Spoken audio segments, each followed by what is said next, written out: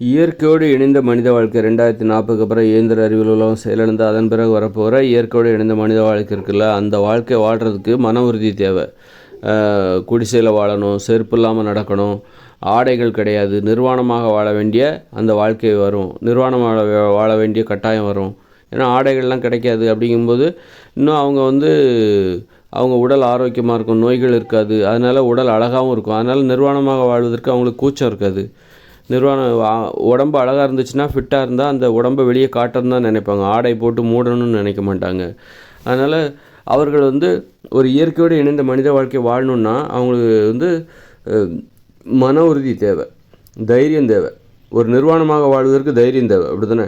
இப்போது நம்ம இந்திய மக்கள் பார்த்திங்கன்னா இழுத்து போத்திக்கிட்டு புடவை அணியணும், அதை அணியணும் அப்படி சொல்லிட்டு அப்போ அதை விட நம்ம வெளிநாட்டுக்காரங்களை பார்த்திங்கன்னா, அந்த ஐரோப்பியர்கள்லாம் பார்த்திங்கன்னா அவங்க அவ்வளோ குளிர்லேயும் ஆடை குறைவாக தான் அணிகிறாங்க. அவ்வளோ குளிர் பாருங்கள். நாம் வெப்பம் நிறைந்த நாட்டில் இருக்கிறோம். ஒரு சரியான புழுக்கம், வெப்பம். இந்த வெயில்லையும் புழுக்கத்துலேயும் பெண்கள்லாம் பார்த்திங்கன்னா உள்ள ஒரு ப்ரா போட்டுப்பாங்க, அதுக்குள்ள ஒரு ஜாக்கெட்டு, அப்புறம் ஒரு ஜட்டி, உள்பாவாடை, அப்புறம் வெளிப்பாவாடை ஒன்று, அப்புறம் சேலை ஒன்று. இது பாருங்கள், ஏப்ரல் மே மாதம் வெயிலில் பெண்களுடைய ஆடைகளை பாருங்கள். பைத்தியக்காரத்தனமாக இல்லை, ஒரு முட்டாள்தனமாக இல்லை, சரியான ஒரு முட்டாள்தனம் தான் இது. அவங்க எவ்வளோ கஷ்டப்படுவாங்க அந்த ஆடைகளை அணிஞ்சிக்கிட்டு. ஆனால் அப்போது வெளிநாட்டுக்காரங்களை பார்த்தா கடும் குளிர். ஐரோப்பா, அந்த அமெரிக்கா, இங்கிலாந்து அங்கெல்லாம் கடுமையான குளிர் நிலவுகிற நாடு அது. ஆனால் அந்த நாட்டில் வசிக்கிற மக்களை பாருங்கள், குறைவான ஆடை அணிகிறார்கள். ஒரு மாதிரி உடம்பெல்லாம் வெளியில் தெரிகிற மாதிரி ஆடை அணிகிறாங்க. அப்படின்னா அந்த குளிருக்கு இழுத்து போத்திக்க தான் தோணும். போத்திக்கிட்டு கம்பளி இதெல்லாம் போட்டு அடைச்சிக்கலாம். அப்போ அப்படி அந்த குளிரில் கூட அவங்க உடம்பை வெளியே காட்டணும்னு நினைக்கிறாங்க. அப்போது காரணம் என்னென்னா, அவங்க கொஞ்சம் நல்ல படிப்பறிவு உள்ளவங்க, இல்லை கொஞ்சம் நல்ல ஒரு உழைப்பவர்கள், பிறரை சார்ந்திராதவர்கள், பொருளாதாரத்திற்காக பிறரை எதிர்பார்க்காதவங்க. அதனால் மற்றவங்க சொல்கிறத கேட்க மாட்டாங்க. சுய சம்பாத்தியம் பண்ணுறவங்க. அவங்க சுயமாக தனது பொருளாதாரத்தை தானே சம்பாதிச்சுக்கிறதுனால மற்றவங்க சொல்கிறத நாம் ஏன் கேட்கணும்? இப்போ இந்தியர்கள் இந்தியர்களுடைய கலாச்சாரம், ஆடை கலாச்சாரம், புடவை அணிவதற்கு, பெண்கள் புடவை அணிவதற்கு காரணம் என்ன? பெண்கள் மற்றவங்க சொல்கிறது கேட்குறாங்க. சுய சிந்தனை இல்லை அவங்களுக்கு. பிறரை சார்ந்து இருக்கிறார்கள். பிறரை சார்ந்து வாழ்கிற அது பொருளாதாரத்திற்காகவும், அப்புறம் எப்படி வாழணும் அப்படிங்கிற அந்த புரிதல், அந்த சிந்தனைக்காகவும் பிறரை சார்ந்து வாழ்கிற. சின்ன வயசுலேயே அதாவது என்ன தான் படித்தாலும் மற்றவங்க சொல்கிறது தான் இவங்க கேட்டு நடந்துகிட்ருப்பாங்க. மற்றவங்க சொல்லியே வாழ்ந்துட்டுருப்பாங்க. மற்றவங்க எப்படி வாழணும்னு சொல்லிட்டு மற்றவங்க சொல்கிற மாதிரியே வாழ்ந்துட்டுருப்பாங்க. சுய சிந்தனை இல்லாதனால தான் இந்த மாதிரி தனக்கு பொருந்தாத, தனக்கு ஒரு அசௌகரியமான ஒரு வாழ்க்கை முறைக்கு பெண்கள் தள்ளப்படுகிறார்கள், வாழ வைக்கப்படுகிறார்கள். ஒரு மோசமான உடையை கூட வெயில் காலத்தில் கூட அவங்க இந்த புடவை அணிஞ்சிக்கிட்டு கசன்னு அப்போது எவ்வளோ கஷ்டப்படுவாங்க பாருங்கள். அது காரணம் அப்போது நம்ம எதை சொல்ல வரோன்னா, இயற்கையோடு இணைந்த மனித வாழ்க்கையில் மக்கள் குடிசையில் வாழ்வார்கள், செருப்பு இல்லாமல் நடந்து போவாங்க, செருப்பே அங்கே கிடைக்காது, ட்ரெஸ்ஸே அங்கே கிடைக்காது. அதனால் அவங்க உப்புங்கிறதும் கிடைக்காது. அதனால் அவங்க என்ன பண்ணுவாங்க, உப்பு போட்டு சமைச்சிலாம் சாப்பிட மாட்டாங்க, பச்சையாக சாப்பிடுவாங்க, காய்கறிகள், பழங்கள் இப்படி தான் சாப்பிடுவாங்க. அதனால் உடல் ஆரோக்கியமாக இருக்கும், யாரும் குண்டாகவே இருக்க மாட்டாங்க, உடல் பருமனே இருக்காது, எல்லாம் உடம்பு உறுதியாக இருக்கும். ஏன்னா எங்கே போனாலும் நடந்து தான் போவாங்க, வேகமாக போனால் ஓடி போவாங்க. அப்புறம் ஏன்னா அங்கே மோட்டார் வாகனங்கள் எதுவுமே கிடையாது. இப்படிலாம் இருக்கும்போது அப்புறம் விவசாய நிலத்தில் தான் உழைக்க போகிறாங்க. எல்லாருமே விவசாயம் தான் பார்க்க போகிறாங்க. அதுவும் எளிமையான விவசாயம்தான். இந்த தானியங்கள், நெல், கோதுமை எல்லாம் உற்பத்தி பண்ண மாட்டாங்க. காய்கறிகள், பழங்கள், கீரைகள், கிழங்குகள், பயிர்கள், பருப்பு வகைகள், கடலைகள், இது போன்ற உணவுகளைத்தான் உற்பத்தி செய்வார்கள். அப்படி இருக்கும்போது உடல் உழைப்பு அவங்கக்கிட்ட இருக்குது. அதனால் உடல் உறுதியாக இருக்கும், அழகாக இருக்கும். அதனால் அந்த ஒரு இயற்கையோடு இணைஞ்சு வாழ்கிறதுக்கு, அந்த ஒரு நிர்வாணமாக வாழ்வதற்கும் அவர்கள் கூச்சப்பட மாட்டாங்க. தைரியமாக இருப்பாங்க, துணிவாங்க. அந்த தைரியம் அவங்ககிட்ட இருக்கும். நிர்வாணமாக வாழ்வதற்கு ஒரு தைரியம் தேவை. அப்போது ஆடை குறைவாகவோ அல்லது நிர்வாணமாகவோ வாழ்வார்கள். அந்த அளவுக்கு தைரியம் இருந்தவர்கள். ஒரு குடிசையில் வாழ்கிறதுக்கு தைரியம் தேவை. காங்கிரீட் கட்டடத்தில் வாழ்வதற்கு நமக்கு தைரியம்லாம் பெருசாக தேவையில்லை, தைரியமே தேவையில்லை. ஒரு குடிசையில் வாழணுன்னா நமக்கு தைரியம் தேவை. அதே மாதிரி நடந்து போகணும், வெறுங்காலில் நடந்து போகணும், அதுக்கு ஒரு தைரியம் தேவை. செருப்பு போடாமல் நடக்கிறதுனா அது சாதாரண விஷயம் கிடையாது. செருப்பு போடாமல் எத்தனை பேர் நடப்பாங்க? நடந்து பாருங்கள், தெரியும். 1 கிலோமீட்டர் கூட உங்களால் நடக்க முடியாது நிறைய பேரால். அந்த அளவுக்கு கால்கள்லாம் ரொம்ப பரிதாபத்திற்குரிய நிலைமையில் இருக்குது. ஒரு உறுதியே இல்லாத நிலையில் நம்ம இன்றைக்கெல்லாம் செருப்புக்கு அடிமையாயிட்டோம். சரி, இப்படிப்பட்ட எதுக்காக சொல்ல வரேன்னா, இந்த இயற்கையோடு இணைந்த மனித வாழ்க்கை என்பது ரொம்ப கடினமானது. அந்த கடினமான அந்த வாழ்க்கையை வாழ்வதற்கு ஒரு கடுமையான ஒரு மன உறுதி தேவை. எளிமையாக வாழ்வதற்கு ஒரு மன உறுதி தேவை. குடிசையில் வாழ்வதற்கு, செருப்பில்லாமல் நடந்து போவதற்கு, ஆடை குறைவாகவோ அல்லது நிர்வாணமாகவோ வாழ்வதற்கு ஒரு மன உறுதி என்பது ரொம்ப தேவை. அப்போ அந்த மன உறுதி அவங்களுக்கு மட்டும் எப்படி கிடைக்குது? அவங்களுக்கு மட்டும் எப்படி கிடைக்குதுன்னா, அதுக்கு காரணமே அவர்கள் உண்ணுகிற உணவுகள் தான் காரணம். அவங்க பெரும்பாலும் உப்பு போட்டு உப்புங்கிறதே சேர்த்துக்க மாட்டாங்க. உப்பு போட்டு சமைக்காமல் தான் பெரும்பாலும் பச்சையாக சாப்பிடுவாங்க. அவங்க கிடைக்கிறத சாப்பிடுவாங்க. ஏன்னா கிடைக்கிறது எல்லாமே அவங்களுக்கு நன்மை தான் செய்யும். அந்த மாதிரியான ஒரு வாழ்க்கை முறை தான் அவங்களுக்கு. இப்போது உங்களை போய் நம்மளை போய் ஒரு காடுகளில் போய் இனிமேல் நீங்கள் குடிசையில் தான் வாழணும், செருப்பு போடாமல் தான் நடக்கணும், ஆடை நிர்வாணமாக தான் வாழணும் அப்படின்லாம் சொன்னால் நம்ம பயந்து போயிட மாட்டோம்? நம்மலாம் பயந்து போயிடுவோம். அப்படின்னா 2040 அப்புறம் இந்த மனுஷங்க அப்படி தான் வாழ போகிறாங்க. குடிசையில் தான் வாழ போகிறாங்க. அப்புறம் செருப்பு போடாமல் தான் நடந்து போகிறாங்க. ஆடை குறைவாகவோ அல்லது நிர்வாணமாக தான் வாழ போகிறாங்க. அப்படிங்கும்போது அவங்க எவ்வளோ தைரியமான ஆட்கள் பாருங்கள். அப்போ அவங்களுக்கு மட்டும் பயம் இருக்காதா? வேறு வழி இல்லை, அப்படி தான் வாழ்ந்தாகணும் அப்படிங்கிற கட்டாயத்தில் அவங்க தைரியமாக வாழ்வது அவர்களுக்கு ஒரு கட்டாயமாக இருக்கிறது. அந்த தைரியம், அதாவது அப்படி வாழ்ந்தால் உனக்கு தைரியம், நீ தைரியமானவராக இருந்தால் தான் அப்படி வாழ முடியும். அப்படி வாழ்ந்தாலே உனக்கு தைரியம் வந்துடும். நீ பயந்தாங்குழியாக இருந்தால் கூட அப்படி ஒரு வாழ்க்கைக்குள்ளே நீ பழகிட்டேன்னா உனக்கு அந்த தைரியம் வந்துடும். அது மாதிரி அப்போது அவங்க அவ்வளோ தைரியமாக இருக்காங்களா? அதுக்கு என்ன காரணம்னா அவங்களுடைய உணவு தான் காரணம்.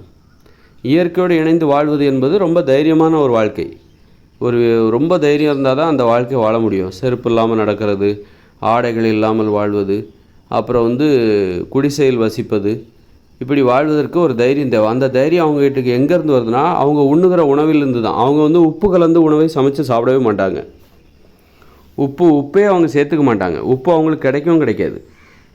அதனால் அவங்க உப்பே சேர்த்துக்க மாட்டாங்க. கிடைக்கிறத பச்சையாவோ அல்லது வேக வச்சோ சுட்டோ அப்படி சாப்பிடுவாங்க. கிடைக்கிறதுனா அதுக்காக மாமிசம் சாப்பிட மாட்டாங்க. மாமிசம் சாப்பிட்டா பயந்தாங்குழி ஆகிடுவாங்க. ஏன்னா அது நம்ம ஒரு வீரத்தோடு இருக்கணும்னா கொள்கையை கடைபிடிக்கணும், ஒரு நேர்மையை கடைபிடிக்கணும். நம்ம மனுஷங்க நாம் என்ன உணவு சாப்பிடணும், நமக்கு அப்படின்னு இயற்கை நமக்கு எந்த உணவை அனுமதித்திருக்கிறதோ உண்பதற்கு அதைத்தான் சாப்பிட வேண்டும். அப்போ நீ கொள்கையோட அதுதான் நேர்மை, அதுதான் கொள்கை. அந்த கொள்கையை நீ கடைபிடிக்கலைன்னா உனக்கு நீ பயந்துருவ. அதாவது நம்ம நேர்மையாக இருக்கணும், நம்ம தைரியமாக இருக்கணும்னா நமக்கு கொள்கை ரொம்ப முக்கியம். நமக்கு கொள்கை முக்கியம். இதெல்லாம் சாப்பிடக்கூடாது அப்படின்னா அதை நீ சாப்பிடக்கூடாது. சாப்பிட்டான்னா நீ பயந்துருவ. அது மாமிசத்தை சாப்பிட்டா நீ தைரியமாகிடுவ அப்படின்லாம் கிடையாது. மாமிசத்தை சாப்பிட்டா நீ பயந்தாங்குழி ஆகிடுவ, உனக்கு நோய் வந்துடும். கோழைத்தனம் தான் நோய்கள் அப்படின்ட்டு நம்ம அதை சொல்கிறோம். நாமெல்லாம் தாவர உண்ணிகள். தாவர உண்ணிகளுக்கும் எப்படி நம்ம தாவர உண்ணிகள்னு சொல்கிறோம்? இந்த உணவை அரைத்து பக்கவாட்டில் இந்த தாடைகள் அசைந்து உணவை அரைத்து விழுங்குகிற வழக்கம் தாவர உண்ணிகளுக்கு மட்டும்தான் உண்டு.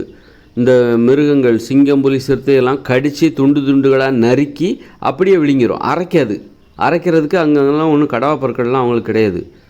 அப்போ அரைச்சி விழுங்குகிற அந்த உயிரினம் தாவர உண்ணிகள் தான். நம்மலாம் அரைச்சி தான் விழுங்குவோம். ஆடு, மாடு, குதிரை எல்லாம் உணவை அரைத்து தான் விழுங்கும். நம்மலாம் தாவர உண்ணிகள் அந்த வகையில். அப்போ நம்ம என்ன பண்ணுறோம்? மாமிசத்தை சாப்பிட்டாலும் யாரும் பச்சையாக சாப்பிட்றதில்ல. ஏன் வேக வச்சு சாப்பிட்றாங்கன்னா அப்போ கூட வேக வச்சா தான் அரைக்க முடியும். வேக வச்சா தான் அந்த சதை மென்மையாகி அந்த நம்ம இறைச்சி சாப்பிட்றோம் அப்படின்னா அந்த இறைச்சியை நல்லா வேக வச்சு அரைப்பதற்கு தகுந்தாற் போன்று மாற்றுகிறோம். மாற்றி தான் நம்ம சாப்பிட்றோம். அரைக்காமல் நம்ம மாமிசத்தையே சாப்பிட்டா கூட அரைக்காமல் நம்மளால் சாப்பிட முடியாது. எதை கொடுத்தாலும் நம்ம அரைச்சி தான் சாப்பிடுவோம். அதுதான் தாவர உண்ணிகளோட இயல்பு. அப்போ நீங்கள் பச்சையாக மாமிச உண்ணிகள், மனுஷங்க மாமிச உண்ணிகள்னால் பச்சையாக சாப்பிட்டு பாருங்கள், சாப்பிட மாட்டாங்களா? யாருமே பச்சையாக எந்த மாமிசத்தை யாரோ ஒருத்தர் முயற்சி பண்ணுவாங்க, சாப்பிட்டு தான் பார்ப்போமேன்னு ஒரு சிலர் முயற்சி பண்ணுவாங்க. அதெல்லாம் நம்ம முன்னுதாரணமாக எடுத்துக்கூடாது.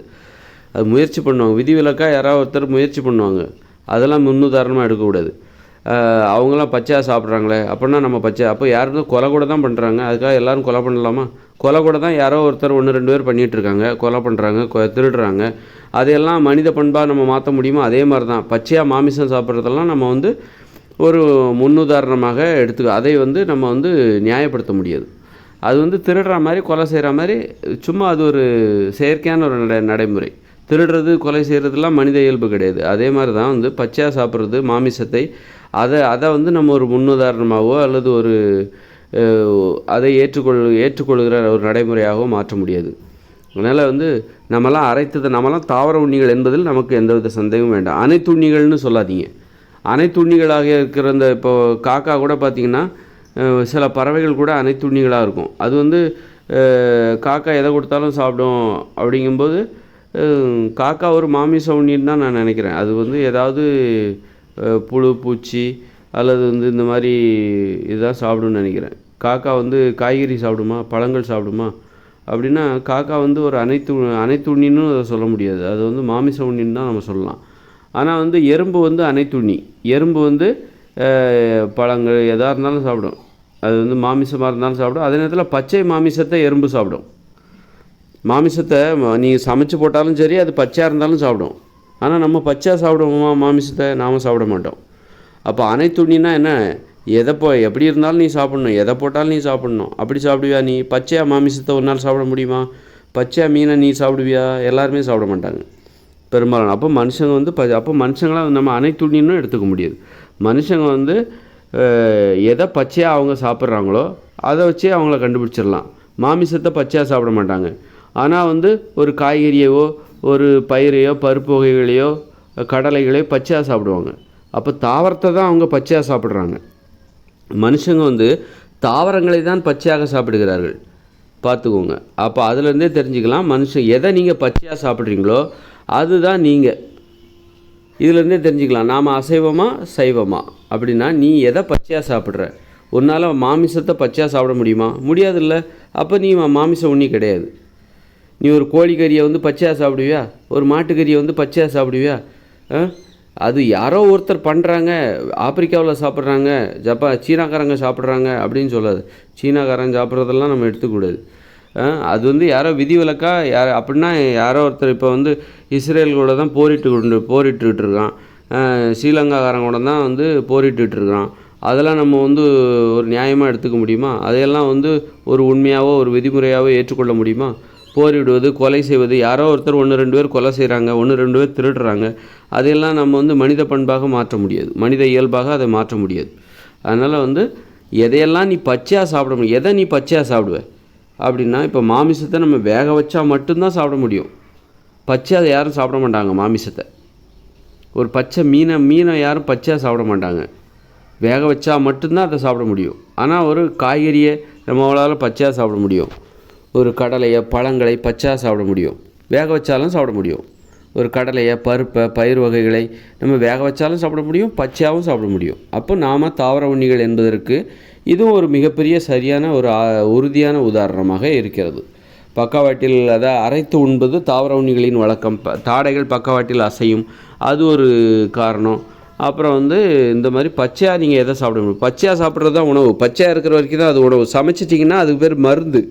சமைத்தால் அது மருந்தாக மாறிவிடுகிறது. இப்போ வந்து ஒரு தண்ணியை கொதிக்க வைக்கிறோம், பச்சை தண்ணியாக இருக்கிற வரைக்கும் தான் அது வந்து உணவு. அதுவே வந்து அதை கொதிக்க வச்சிட்டோன்னா அது மருந்தாக மாறிவிடுகிறது. அந்த தண்ணீர் என்பது மருந்து, வெந்நீர் என்பது மருந்து. அதனால தான் உடம்பு சரியில்லாதவங்க என்ன பண்ணுவாங்க? வெந்நீரில் குளிப்பாங்க, வெந்நீரை குடிக்கணும் அப்படின்னு சொல்லுவாங்க. அப்போது உடம்பு சரியில்லாமல் நோயாளிகள் தான் வந்து வெந்நீரை குடிப்பார்கள், வெந்நீரில் குளிப்பார்கள். உடம்பு சரியில்லாதவங்க மருந்தாக நினைத்து வெந்நீரை குடிப்பார்கள், வெந்நீரில் குளிப்பார்கள். அப்போ வந்து சமைச்சு சாப்பிட்றோம் அப்படின்னா அது ஒரு மருந்து. சமைச்சிட்டாலே, அதை சூடுபடுத்திட்டாலே, அதை வறுத்துட்டாலே, அதை வேக வச்சுட்டாலே, அதை கொதிக்க வச்சுட்டாலே அது மருந்தாக மாறிவிடுகிறது. உணவு என்பது பச்சையாக இருக்கிற உணவு என்பது மருந்தாக மாறிவிடுகிறது. நீ கொதிக்க வச்சாலும் அது உணவாக எப்படி இருக்கும்? பச்சையாக இருக்கும்போது உணவாக இருக்குதுப்பா. அதை கொதிக்க வச்சுட்டு வேக வச்சதுக்கப்புறமும் அது உணவாக எப்படி இருக்கும்? ஒன்று இன்னொன்றா மாறிக்கிட்டே இருக்கும்ல. இயற்கையில் அதானே சொல்கிறாங்க, ஒன்று அழியாது, பொருள் என்பது அழியாது, ஒன்று இன்னொன்றா மாறும்னு தான் சொல்கிறாங்க. அப்போது வந்து பச்சையாக இருக்கிற உணவு கொதிக்க வச்ச பிறகும் அது உணவாக எப்படி இருக்க முடியும்? இன்னொன்றா மாறும்போது அதுக்கு பெயர் வேறையாகத்தானே இருக்க முடியும். முதல்ல இருந்தது பச்சையாக இருந்துச்சு, அதை கொதிக்க வைக்கும்போதோ வேக வைக்கும்போதோ இன்னொன்றா மாறுது.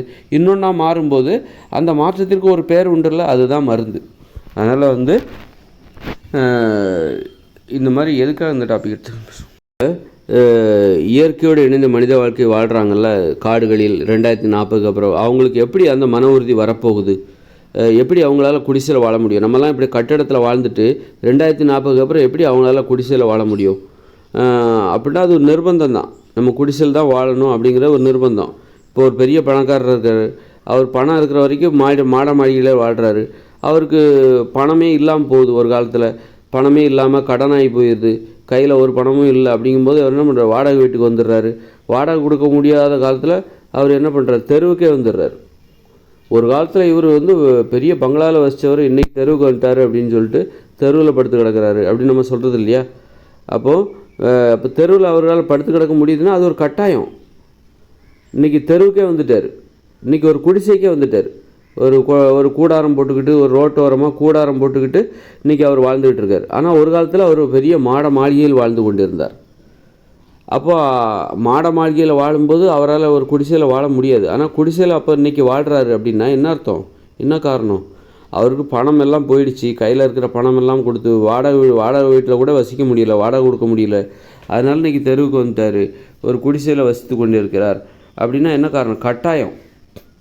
கட்டாயம்தான் காரணம், வேறு வழி இல்லை என்பது தான் காரணம். அப்போது நாளைக்கு நம்ம 2040 அப்புறம் நாமெல்லாம் இயற்கையோடு இணைஞ்ச மனுஷ வாழ்க்கையில் குடிசையில் வாழ போகிறோம்னா அதுக்கு என்ன காரணம்? குடிசையில் வாழ போகிறோம், வெறுங்காலில் தான் நடந்து போக போகிறோம், நிர்வாணமாக வாழ போகிறோம். அப்படின்னா ஆடைகள்லாம் அங்கே வேறு வழி இல்லை. அதனால தான் அந்த மாதிரி ஒரு வாழ்க்கை வாழ போகிறோம். குடிசையில் வாழ போகிறோன்னா என்ன அர்த்தம்? விரும்பியாக போய் வாழ்வாங்க? வேறு வழி இல்லாமல் தான் வாழ்வாங்க. அப்போ வேறு வழி இல்லாத நிலைமை தான் இனிமேல் வரப்போகுது. இனிமேல் பிறக்கிற குழந்தைகளால் இந்த மாதிரி படிக்க முடியாது, அவங்களால இந்த பாட புத்தகங்களை புரிஞ்சிக்க முடியாது. அதனால் அவங்க இனிமேல் பிறக்கிற குழந்தைகளால் கடினமாகவும் முரட்டுத்தனமாகவும் உயிரை பணயமாகவும் வச்சு உழைக்க முடியாது. அதனால் இனிமேல் பிறக்கிற குழந்தைகள் ரொம்ப மென்மையானவர்களாக இருப்பார்கள். நோய்கள் வருவதற்கு முன்பே பாதுகாத்து கொள்கிறவர்களாக இருப்பார்கள். அவர்களிடம் வன்முறை உணர்ச்சி இருக்காது. அவர்கள் அன்பு பாசம்தான் பெரிது என நினைப்பவர்கள். அதனால் அவளை நினச்சிட்டு உரலை இடிக்க மாட்டாங்க. எதிர்காலத்தில் நல்லா இருக்கணுங்கிறக்காக இன்றைய வாழ்க்கையை தியாகம் செய்ய மாட்டார்கள். இப்படிப்பட்ட அதனால் அவருடைய அவருடைய மூளையின் செயல்பாடு, அவருடைய மனசில் எண்ணங்கள், கனவுகள், நினைவுகள், யோசனைகள், கற்பனைகள், சிந்தனைகள் வந்து கொண்டே இருக்காது. தொடர்ச்சியாக இடைவெளி இல்லாமல் வந்து கொண்டே இருக்காது. அதில் நிறைய இடைவெளி இருக்கும். ஒரு எண்ணம் வருகிறது என்றால் கொஞ்ச நேரம் கழித்து ஒரு யோசனை வரும், கொஞ்ச நேரம் கழித்து ஒரு நினைவுகள் வரும், கொஞ்ச நேரம் கழித்து ஒரு கற்பனை. நிறைய இடைவெளி தொடர்ச்சியாக வந்துக்கிட்டே இருக்காது. ஓய்வு இல்லாமல், இடைவெளி இல்லாமல் அந்த எண்ணங்கள், கனவுகள், யோசனைகள், கற்பனைகள், சிந்தனைகள் வந்து கொண்டே இருக்காது. ஒரு யோசனை வருதா, கொஞ்ச நேரம் வெற்றிடமாக இருக்கும், ஒன்றுமே இருக்காது, ஒன்றுமே தோணாது, ஒரு யோசனையும் வராது, ஒரு சிந்தனையும் வராது, ஒரு நினப்பும் வராது. வெற்றிடமாக இருக்கும், வெறுமையாக இருக்கும். வெளியே உள்ள உலகத்தை பார்த்துக்கிட்டு இருப்பாங்க. அந்த தியானம் பண்ணும்போது என்ன நடக்குது அதே மாதிரி தான் இருக்கும். அதாவது சுயநனவோடு தான் இருப்பாங்க. இந்த உலகத்தை பார்ப்பாங்க, அங்கே வெளியில் பார்ப்பாங்க, மரம் அசைகிறது, காற்று, மரம் அசைகிறது, சூரியன் அந்த மேகம் மறைத்திருக்கிறது, சூரியன் பளிச்சென்னு இந்த வெளிச்சம் அதை தாண்டி வருகிறது, அங்கே பறவைகள் பறந்து கொண்டிருக்கிறது, பஸ் போய்கொண்டிருக்கிறது. இப்போ நான் கூட அப்படி தானே இருக்கிறேன். நான் எல்லாத்தையும் தான் பார்க்குறேன், நான் பேசிக்கிட்டு இருக்கேன், இந்த விஷயத்தெல்லாம் உங்ககிட்ட பேசிகிட்டு இருக்கிறேன். அப்போ என்னுடைய மனசு அந்த மாதிரி தான் செயல்பட்டு கொண்டு இருக்கிறேன். அதை வச்சு தான் நான் உங்களுக்கு சொல்கிறேன். அதனால் இனிமேல் பிறக்கிற பசங்களால் இந்த மாதிரி கஷ்டப்பட்டு உழைக்க முடியாது, கஷ்டப்பட்டு படிக்க முடியாது. ஆதலால் இந்த கடினமான உலகமான, பிரம்மாண்டமான உலகமான இயந்திர அறிவியல் உலகை பாதுகாக்கவும் பராமரிக்கவும் தக்க வைத்து கொள்ளவும் முடியாது. ஆதலால் வேறு வழியே இல்லாமல் அவங்க என்ன பண்ணுவாங்க? அவங்களால இந்த மாதிரி கஷ்டப்பட்டு படிக்க முடியாதுல்ல, அதனால் அவங்களால அதனால் படிக்க முடியலன்னா அது சார்ந்த வேலை அவங்களால ஒரு இன்ஜினியராகவோ, டாக்டராகவோ, ஒரு மெக்கானிக்காவோ, ஒரு பிளம்பராகவோ, எலக்ட்ரிஷியனாகவோ, ஒரு டிரைவராகவோ ஆக முடியாது. ரொம்ப மென்மையானவர்களாக இருப்பார்கள், பயந்தவர்களாகவும் இருப்பார்கள். ஒரு 2 வீலர் ஓட்டுறதுக்கு கூட பயப்படுவாங்க, ஒரு 4 வீலர் ஓட்டவே மாட்டாங்க. அதெல்லாம் பார்த்தா பயப்படுவாங்க. ஏன்னா காரணம் ஆக்சிடென்ட்ஸ், அவ்வளோ ஆக்சிடென்ட் நடக்குது. அதனால் அந்த மாதிரி பயம்தான் நமக்கு பாதுகாப்பு. அப்படி பயப்படுறது தான் நமக்கு பாதுகாப்பு. அது தைரியம் கிடையாது. அழிவை எதிர்கொள்வதில் தைரியம் கிடையாது, முட்டாள்தனம். அந்த முட்டாள்தனத்துக்கு பரிசாக தான் வருஷத்துக்கு 10 லட்சம் பேர் ஆக்சிடென்ட்லேயே சாகுறாங்க, மோட்டார் ஆக்சிடென்ட்லேயே 10 லட்சம் பேர் சாகுறாங்க. அதனால் நமக்கு ஒரு பயம் இருக்குதுல்ல, என்னால் வண்டி ஓட்ட முடியாது அப்படின்னு பயப்படுறோம்ல, அந்த பயத்துக்கு நீங்கள் ஒரு கும்பிடு போடுங்க. அந்த பயம்தான் உங்களுக்கு கடவுள். ஆக அப்படிப்பட்டவர்களாக இந்த இனிமே பிறக்கிற குழந்தைகள்லாம் இருப்பார்கள். அதனால் இந்த இயந்திர அறிவியல் உலகம் ஃபெயிலியர் ஆயிரும். அதனால் இந்த இயந்திர அறிவியல் உலகை நம்ம தொடர்ந்து பாதுகாக்க முடியாது, பராமரிக்க முடியாது, தக்க வச்சிக்க முடியாது. அதனால் இந்த மனுஷங்க எல்லாருமே இயற்கையோடு இணைஞ்ச மனுஷ வாழ்க்கைக்கு போயிடுவாங்க. குடிசையில் வேறு வழி இல்லாமல் குடிசையில் வாழப்போகிறார்கள். வேறு வழி இல்லாமல் தான், அவங்களால முடியாது. இந்த இயந்திர அறிவியல் உலகை தொடர்ந்து பராமரிக்க, பாதுகாக்க, தக்க வைத்துக்கொள்ள முடியாது. அதனால தான் இயற்கையோட இணைஞ்ச மனுஷ வாழ்க்கைக்கு போகிறாங்க. போய் குடிசையில் வாழப் போகிறார்கள். குடிசையில் வாழ்வது ஒரு கட்டாயம். குடிசையில் வாழ்வதற்கு ஒரு தைரியம் தேவை. தைரியமாக வாழ்வது, குடிசையில் வாழ்வது இனிமேல் பிறக்கிற குழந்தைகளுக்கு கட்டாயம், வேறு வழி இல்லை. அப்படின்னா என்ன அர்த்தம்? தைரியமாக வாழ்வது, குடிசையில் வாழ்வதற்கு தைரியம் தேவை, மன உறுதி தேவை. மன உறுதியோடும் தைரியத்தோடும் வாழ்வதை தவிர அவர்களுக்கு வேறு வழி இல்லை. மன உறுதியோடும் தைரியமாகவும் வாழ்வதை தவிர இனிமேல் பிறக்கிற குழந்தைகளுக்கு, இனிமேல் வரப்போகிற மனித தலைமுறைகளுக்கு வேறு வழி எதுவும் இல்லை அப்படிங்கிறது அதுதான். அப்போ அவருடைய அது இன்னும் சொல்லப்போனால் அவங்க மன உறுதி இருக்குல்ல, அதுக்கெல்லாம் என்ன காரணம்? அவங்க உண்ண போகிற உணவுகள். அவங்க உப்பை எடுத்துக்கவே மாட்டாங்க. உப்பு தான் நம்ம பயந்து போகிறதுக்கு காரணம். உப்பு தான் நோய்களுக்கு காரணம். நோயாளிகள் அத்தனை பேரும் பயந்தாங்குழி தான். நோயாளிகள் எப்போவுமே பயந்துக்கிட்டே தான் இருப்பாங்க. கோழைகள் தான். கோழைகளுக்கு தான் நோய்கள் வரும். இந்த உலகம் முழுக்க வீட்டுக்கு வீடு நோயாளிகள். நோய் இல்லாதவங்களே இல்லை அப்படிங்கிற அளவுக்கு நோய்களால் இந்த உலகம் சூழ்ந்து விட்டது. அப்படின்னா என்ன அர்த்தம்? இந்த உலகம் எல்லாமே பயந்தாங்குழிகளாக, மனுஷங்கள்லாம் பயந்து போய் கிடக்குறாங்க அப்படின்னு தான் அர்த்தம். அதோடைய அர்த்தம். அப்போது அந்த மாதிரி இனிமே பிறக்கிற குழந்தைகள் அவங்க இந்த நோய் வருவதற்கு முன்பே பயந்து போவதற்கு முன்பே தன்னை தைரியமாக வச்சுக்கிறதுக்காக நோய் வராமல் பார்த்துப்பாங்க. நோய் வந்தால் பயந்துருவாங்க. அதனால் நோய் வராமல் பார்த்துக்கிறது மூலமாக எப்போவும் அவங்க தைரியமாக இருப்பாங்க. அந்த மாதிரி வாழ்க்கை முறை. சரி, இனிமே பிறக்கிற குழந்தைகள் அந்த இயற்கையோடு இணைஞ்ச மனுஷ வாழ்க்கை வாழ்கிறாங்களே, அந்த மாதிரி ஒரு வாழ்க்கை வாழ்வதற்கு மன உறுதி தேவை, தைரியம் தேவை. அந்த தைரியமும் மன உறுதியும் எங்கேருந்து வருது? ஆரோக்கியத்திலிருந்து வருகிறது.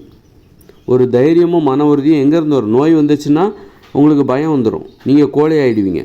அப்போது ஒருத்தர் தைரியமாக இருக்கிறவர் யாராக இருப்பார்? ஆரோக்கியமாக இருக்கிறவரால் தான் தைரியமாகவே இருக்க முடியும்.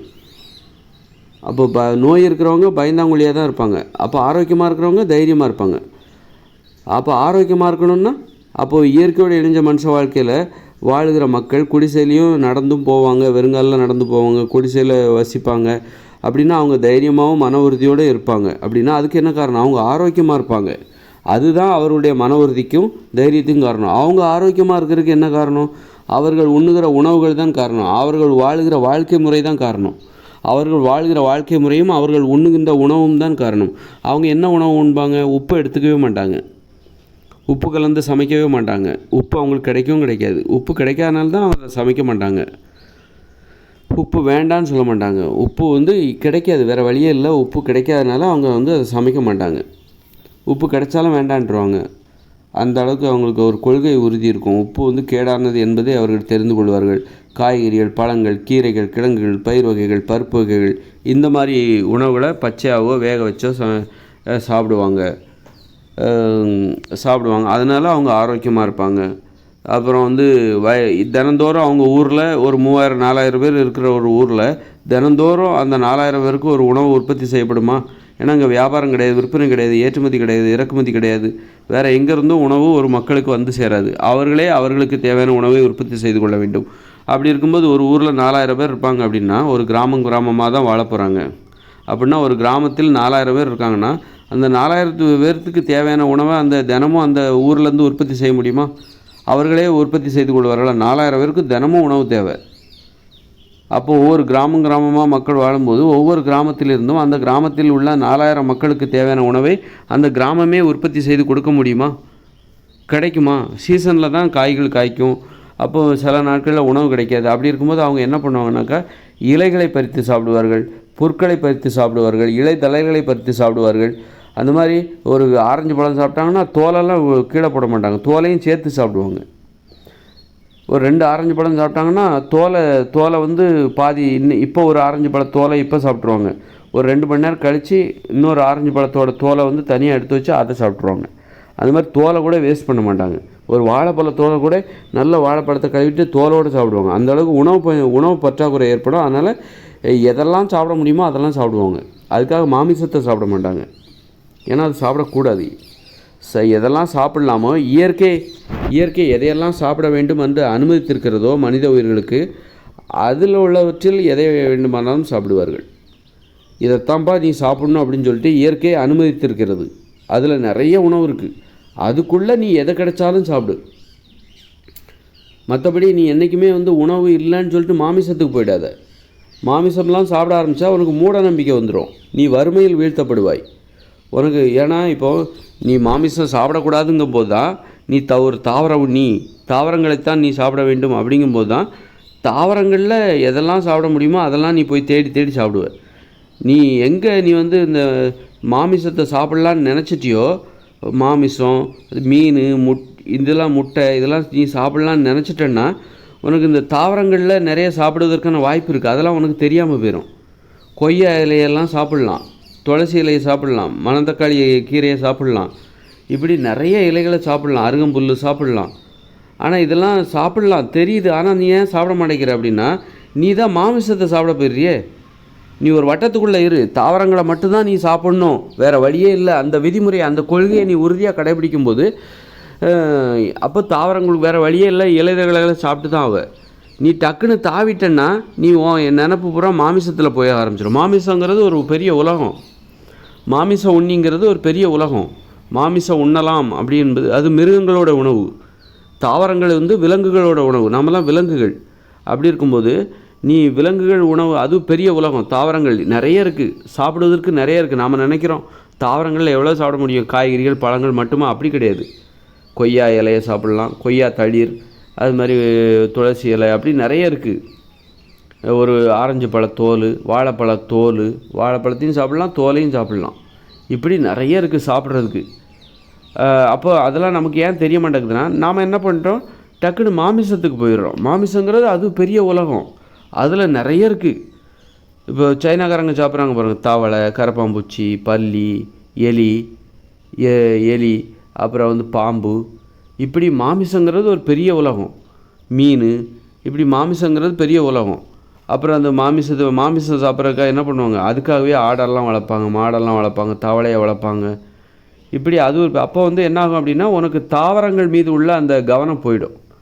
தாவரங்களில் நீ நிறைய சாப்பிட மாட்டேன். நீ ஒரு வட்டத்துக்குள்ளே நிற்கணும். தாவரங்கிற ஒரு வட்டத்துக்குள்ளே நின்னால் தான் உனக்கு தாவரங்களில் நிறைய உண்பதற்கு நிறைய வாய்ப்பு இருக்குங்கிறதே உனக்கு அப்போ தான் தெரிய வரும். இல்லைன்னா என்ன பண்ணுவேன், நீ ஒரு வட்டத்துக்குள்ளே நிற்கலை அப்படின்னா நீ அலைபாயிற இக்கரைக்கு அக்கறை பச்சை அப்படிங்கிற மாதிரி நீ தாவரங்களை விட்டுட்டு நீ இந்த மாமிச உணவுக்கு நீ போயிட்டேன்னா தாவரங்களில் உனக்கு எவ்வளோ வாய்ப்பு இருக்குங்கிறதே உனக்கு தெரியாமல் போயிடும். அப்படி தான் இந்த கடந்த காலங்களில் மக்கள் வறுமையில் பஞ்சத்துலேயும் பட்டினிலையும் கடந்த காரணம் என்ன, உணவு இல்லாமல் பட்டினியாக கிடந்தாங்க அப்படின்னு நம்ம வரலாறில் படிக்கிறோம். காரணம் என்னென்னா அவங்க இந்த மாமிசம் உண்ணுகிற வழக்கம் தான் காரணம். ஏன்னா உணவாக நாம் என்ன உண்ணலாம், உணவாக நம்ம உண்பது எதெல்லாம் இலைத்தழைகளை உண்ணலாம். ஏன் வாழை இலையை கூட சாப்பிட்லாம், மென்மையான குருத்து வாழை இலையை சாப்பிட்லாம். முத்தின வாழை இலையை நம்மளால் சாப்பிட வேண்டாம், ஒரு மென்மையான குருத்து வாழை, இள வாழை தலை, அதை கூட நம்ம சாப்பிட்லாம். அப்படி சாப்பிடுவதற்கு இங்கே நிறைய இருக்குது. அப்படின்னா அதை சாப்பிட்றதுக்கு நிறைய இருக்குன்னா நீ ஒரு வட்டத்துக்குள்ளே இருக்கணும். நீ தான் உடனே மாமிசத்தை எட்டி பார்க்குறிய. மாமிசங்கிறது ஒரு பெரிய உலகம், அங்கே நிறைய இருக்குது. தவளை இருக்குது, பாம்பு இருக்குது, பல்லி இருக்குது, பாம்பு இருக்குது, ஆடு இருக்குது, மாடு இருக்குது, கோழி இருக்குது, குதிரை இருக்குது, காட்டெருமை இருக்குது, என்னத்தை வேணாலும் சாப்பிட்லாமே. அதனால் நீ ஒரு வட்டத்துக்குள்ளே நெல். நீ தாவர உண்ணின்னு தெரிஞ்சு போச்சு இல்லை, சந்தேகத்துக்கு இடலாமல், அது ஒரு உண்மை. அந்த விதிமுறையை மாற்றாத, அதுக்குள்ளே பாரு. அப்போ அதுக்குள்ளே என்னத்தை சாப்பிட்லான்னு தேடி தேடி சாப்பிடு. அதுக்குள்ளே தேடு, நிறைய இருக்குது. தாவரங்களில் நிறைய இருக்குது சாப்பிட்றதுக்கு. நம்மலாம் இலைதழைகளை சாப்பிட்றது இல்லை, வெறும் பழம், காய் சாப்பிட்டா வேக வச்சு சாப்பிட்றது. பழத்தை சாப்பிட்றோம், பழத்தை கூட நிறைய சாப்பிட்றது இல்லை. கடலை சாப்பிட்றோம், அதுதான் உணவுன்னு நினச்சிட்டு கிடக்கிறோம். இன்னும் நிறைய இருக்குது, உணவு நிறைய இருக்குது. நிறைய இலைதழைகள், கொய்யா இலை, மா பிஞ்சு இலை, அப்புறம் மாங்கொட்டையை கூட கொஞ்சம் கொஞ்சமாக வச்சு சாப்பிட்லாம். மாங்கொட்டையை, ஒரு மாம்பழத்தை சாப்பிட்றோம், அந்த கொட்டையை உடச்சி உள்ளே இருக்கிற பருப்பை கூட சாப்பிட்லாம். பருப்பை ஃபுல்லாக சாப்பிட முடியல, கொஞ்சம் கொஞ்சமாக சாப்பிடு. ஒரு நாளைக்கு கொஞ்சம் சாப்பிடு, மறுநாளைக்கு இன்னும் கொஞ்சம் சாப்பிடு. அந்த மாதிரி எதையெல்லாம் சாப்பிட முடியுமோ அதையெல்லாம் சாப்பிட்ணும். அப்போ அதுக்கு என்ன தேவைன்னா நீ ஒரு வட்டத்துக்குள்ளே நிற்கணும். நீ ஒரு தாவரம் உண்ணி, நீ தாவரங்களை தான் சாப்பிட்ணும் அப்படிங்கிற ஒரு வட்டத்துக்குள்ளே நிற்கணும். நீ பசியை பார்த்து பயந்தாங்கொழித்தனம் தான் நம்ம மாமிசம் உண்பதற்கு காரணம். நீ பசியை பார்த்து பயப்படுற, நீ உன் மேலே உனக்கு நம்பிக்கை இல்லை, தாவரங்கள் மீது உனக்கு நம்பிக்கை இல்லை, உனக்கு அறிவு வேலை செய்யலை, நீ முட்டாளாக இருக்க. தாவரங்களில் உள்ள அந்த உணவுக்கான வாய்ப்பை உன்னால் கண்டுபிடிக்க முடியல. அந்த அளவுக்கு உனக்கு ஒரு இலைதழைகளை திங்கணும், புற்களை எல்லாம் சாப்பிட்ணுன்னா உனக்கு நீ தைரியமானவராக இருந்தால் மட்டும்தான் உன்னால் முடியும்.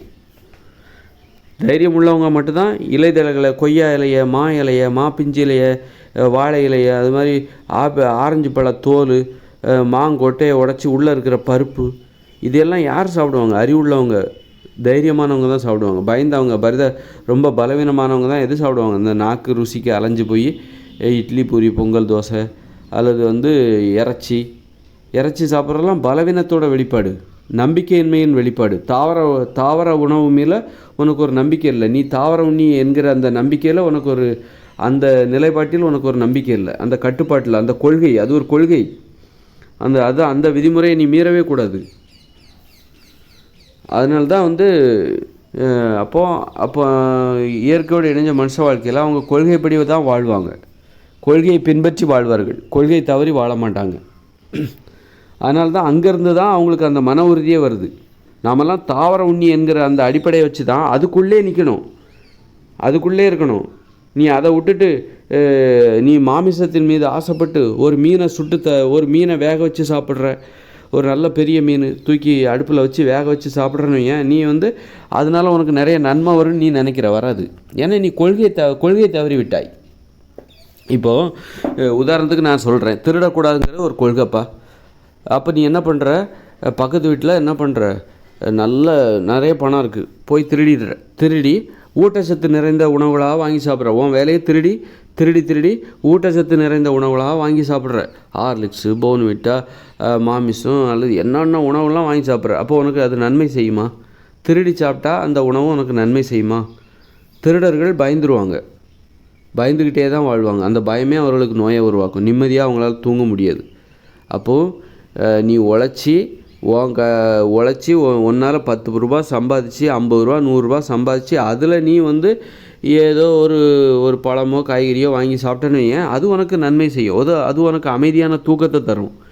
நீ மற்றவங்க பணத்தை திருடி அதில் நீ பயங்கர மாமிசம் பிரியாணின்னு வாங்கி சாப்பிட்டாலும் உனக்கு நிம்மதியாக தூக்கம் வராது. ஏன்னா திருடுறது உன்னுடைய வேலை. அதனால் நீ எப்போ வேணாலும் நம்மளை பிடிச்சிருவாங்க, நீ அந்த பயமே உனக்கு தூக்கம் வராது. ஆனால் நீ திங்கிறது எல்லாமே திருடிய அந்த பணத்தில் நீ வாங்கி சாப்பிட்ட உணவுகள் அனைத்து ஊட்டச்சத்து நிறைந்த உணவுகளாகத்தான் இருக்கும். இருந்தாலும் உனக்கு ஏன் தூக்கம் வர மாட்டேங்குது? அந்த திருடக்கூடாது என்கிற அந்த கொள்கையை நீ கடைபிடிக்கல. அது மாதிரி நம்ம மாமிசம் சாப்பிடக்கூடாது, நம்மலாம் மாமிச உண்ணிகள் அல்ல அப்படிங்கிறது ஒரு கொள்கை.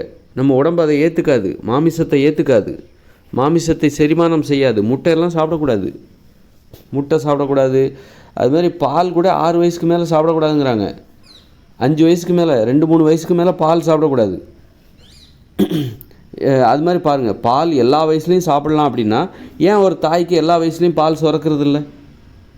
வாழ்நாள் முழுதும் அவள் மார்பிலேருந்து பால் சுரந்துக்கிட்டே இருக்கணும்ல.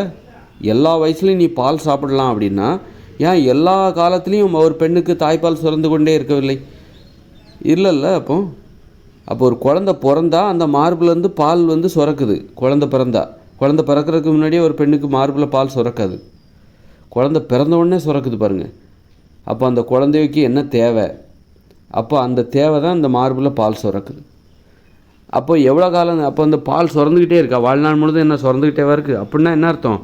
ஒரு 2 வருஷம் சுரக்கும், அல்லது 6 மாதம் சுரக்கும், அல்லது 1 வருஷம் 2 வருஷம் சுரக்கும், அல்லது 6 வருஷம் கூட சுரக்கும். சுரக்கிற வரைக்கும் நீ குடிக்கலாம்ப்பா தாய்ப்பால்.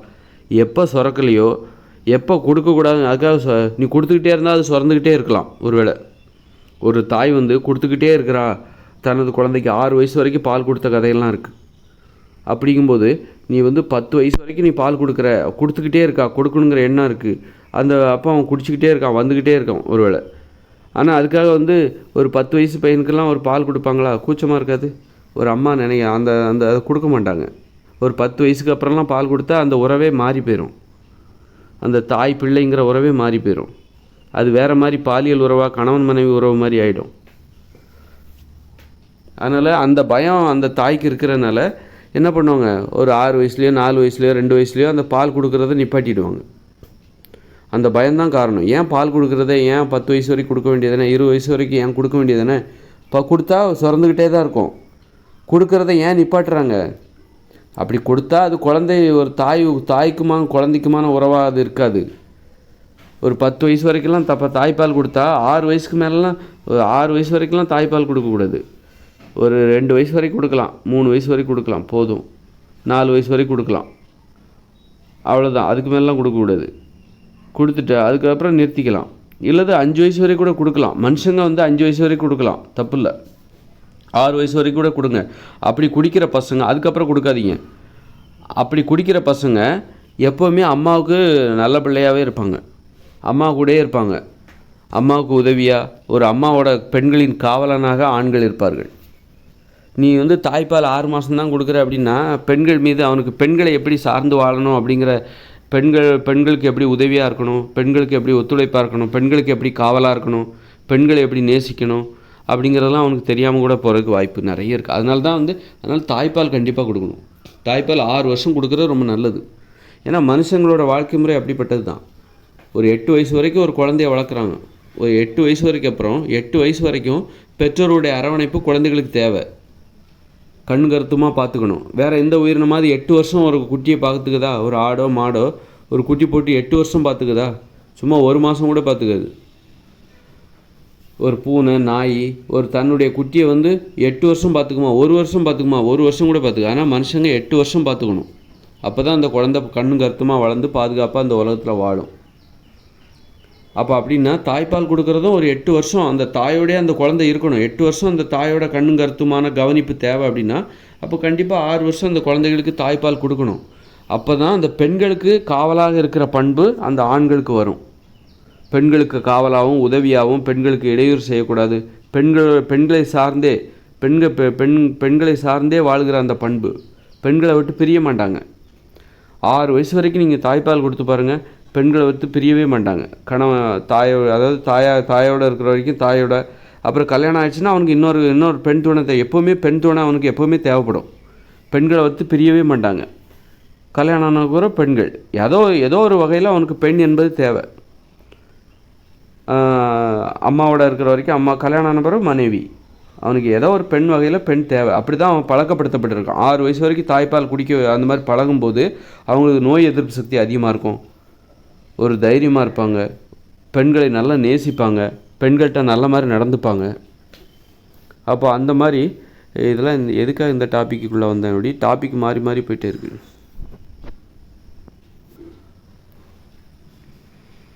அப்புறம் அந்த 6 வயசுக்கு மேலே நிறுத்திட்டாங்க, கொடுக்கக்கூடாதுன்னு நினைக்கும் போதே அந்த நினச்ச உடனே பால் நின்றுடும், சுரக்காது. அதுக்கப்புறம் அதை குழந்தைக்கு தான் அந்த பால் அப்படிங்கும்போது அந்த குழந்தைக்கு கொடுக்கக்கூடாதுன்னு நினைக்கும் போது அதுக்கப்புறம் அந்த பால் கொடுக்குற வழக்கம் இருக்காது, அந்த பால் சுரக்கிறது நின்றுடும்.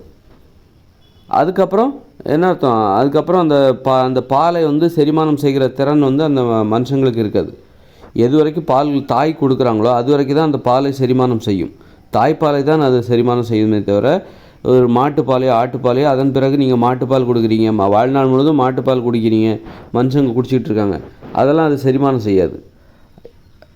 அப்படின்னா வாழ்நாள் முழுதும் பால் குடிக்கலாம் அப்படின்னா வாழ்நாள் முழுதும் ஒரு பெண்ணுக்கு பால் சுரந்துக்கிட்டே இருக்கலாம்ல. எதுக்கு வந்து மாட்டில் போய் நம்ம பாலை வாங்கணும், மனுஷங்கிட்டேருந்தே பால் வாங்கி. அப்போ அந்த மாதிரி அதுலேருந்தே தெரியுதில்ல, பாலை நம்ம வந்து குடிக்கக்கூடாது, ஒரு வயசுக்கு அப்புறம் குடிக்கக்கூடாது, பாலையே குடிக்கக்கூடாது.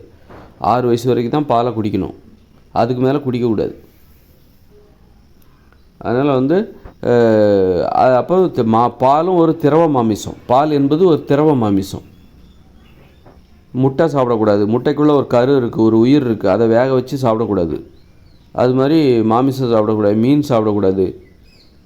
இந்த மாதிரி அது ஒரு கொள்கை. நம்மலாம் தாவர உண்ணி அப்படிங்கும்போது நமக்கு ஒரு கொள்கை இருக்குது. இப்போ வந்து ஆடு மாடுக்கெலாம் ஒரு கொள்கை இருக்குதா இல்லையா? அது என்ன மாமிசம் சாப்பிடுதா, மீனை கடித்து சாப்பிட்டுட்டு இருக்கா? அது கூட தான் நல்ல பல் இருக்குது, இப்போ நம்மளோட ஸ்ட்ராங்கான பல் மாடுகளுக்கும் ஆடுகளுக்கும் இருக்குது. அது என்ன மீனை பிடிச்சி சாப்பிட்டுட்டு இருக்கா, இல்லை கோழி குஞ்சை பிடிச்சி சாப்பிட்டுட்டு இருக்கா? அது வந்து அந்த தாவரங்களுக்குள்ளே தானே தேடுது. இதுதான் நம்முடைய உணவு, இதுக்குள்ளே தான் நாம தேடணும். ஒரு வட்டம் போட்டு அந்த வட்டம் தாவர உணவு என்கிற அந்த வட்டத்தை போட்டுக்கிட்டு இதுக்குள்ளே தான் நம்முடைய உணவு தேவையை பூர்த்தி செஞ்சுக்கணும் அப்படின்னு சொல்லிட்டு சாப்பிடுதா இல்லையா? அந்த புல்லையே போட்டு சாப்பிடுது பாருங்கள். அவ்வளோ பெரிய வயிற்று அந்த மாடு அந்த புல்லை தின்னே வயிறு நிரப்புது. அதே மாதிரி மனுஷங்களும் நாமெல்லாம் தாவர உண்ணிகள் அப்படிங்கிற அந்த கொள்கையை உறுதியாக கடைபிடித்து கொண்டு அந்த வட்டத்தை போட்டுக்கிட்டு தாவர உண்ணி என்கிற அந்த வட்டத்தை போட்டுக்கொண்டு தாவர உணவுகள் என்கிற அந்த வட்டத்திற்குள் நமக்கு தேவையான எதையெல்லாம் சாப்பிட முடியுமோ அதையெல்லாம் சாப்பிட்லாம். அருகம்புல்லை சாப்பிட்லாம், துளசி இலையை சாப்பிட்லாம், மணத்தக்காளி கீரையை சாப்பிட்லாம், கொய்யா இலையை சாப்பிட்லாம், இளம் வாழை இலையை சாப்பிட்லாம், வாழைப்பூவை சாப்பிட்லாம். இப்படி நிறைய சாப்பிட்றதுக்கு நிறைய இருக்குது. நம்ம ஏன் அதெல்லாம் சாப்பிட்றதில்லன்னா, நாம் வந்து ஒரு வட்டத்துக்குள்ளே இல்லாமல் அடுத்த வீட்டை பார்க்குறோம், இன்னொரு வட்டத்தை பார்க்குறோம். மிருகங்களோட உணவு, மாமிசம், மீன், முட்டை, பால் இதெல்லாம் போய் சாப்பிட்டுட்ருக்கோம். அதனால தான் நம்மக்கிட்ட உள்ள விஷயத்தில் நமக்கு நம்பிக்கை எல்லாம் போச்சு.